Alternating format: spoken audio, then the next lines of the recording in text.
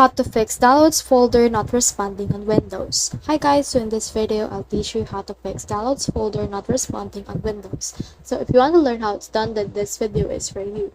So from in there you can actually head over and click on this search right here. Search in here for run or actually command prompt. Then run this as administrator. And then from in there it will prompt you to open.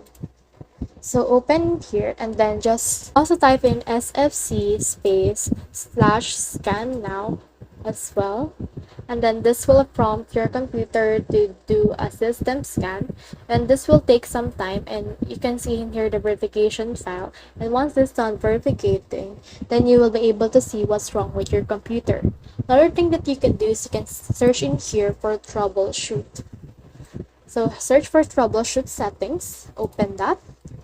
And then once you have opened the troubleshoot settings, you will see a lot of troubleshooters. So click on additional troubleshooters. Then from in there, scroll down until you find these Windows Store apps. So click on run the troubleshooter right here. And then once it is done troubleshooting, you will be able to detect the problems that's happening on your downloads folder. So that's the whole process. I hope this video helped you to fix your downloads folder not responding.